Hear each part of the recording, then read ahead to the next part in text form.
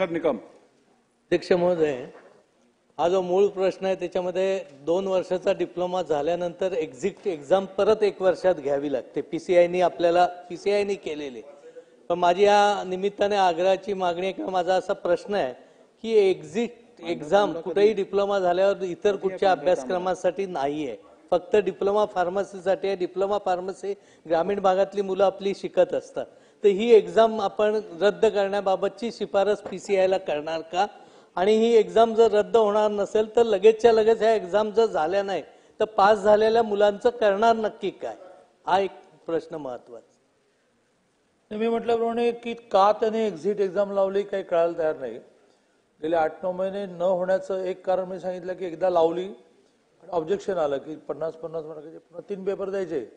Better way एक paper घ्या आणि एकाच पेपरमध्ये काय विचारायचं विचारा. तर त्याच्यावर काही अजून फार्मसी काउन्सिल निर्णय दिला नाही. मी एक मंत्री म्हणून पुन्हा सभागृहामध्ये फार्मसी काउन्सिलवर काही बोलणं बरोबर नाही आहे. परंतु मध्ये त्यांनी मोठ्या प्रमाणावर राज्याची एनओसी न मिळता जडाजड परवानग्या दिल्या. हू म्हणून फार्मसी कॉलेज सुरू झाली, 30% पण ऍडमिशन नाही झाली. मग अनेक फार्मसी कॉलेजेसचा प्रस्ताव काय म्हणला की आमच्याकडे 30%वर आम्ही कॉलेजेस चालू शकत नाही, आम्ही एक जण सगळ्यांची ऍडमिशन घेतो. असं कसं काय फार्मसी काउन्सिल परवानगी देणार नाही, कारण तुम्हाला प्रत्येकाला इंटेक वेगळा मिळाला आहे. पण राज्य म्हणून तुमचं सगळ्यांचं म्हणणं वर मांडणं ही आमची जबाबदारीच आहे. त्यामुळे ही परीक्षा का डिले होत आहे हेही बोलतो. आणि सगळ्यात महत्त्वाचं म्हणजे रोहित पवारांनी मुद्दा उपस्थित केला की त्या परीक्षेला तुम्ही फी पण लावताय, वर जीएसटी पण लावताय, हे का हे बोलतो. आणि तिसरं ही एक्झिट एक्झाम रद्द करता येईल का, ते सगळ्या देशभरासाठी आहे. आता पहिली लवकर घ्या.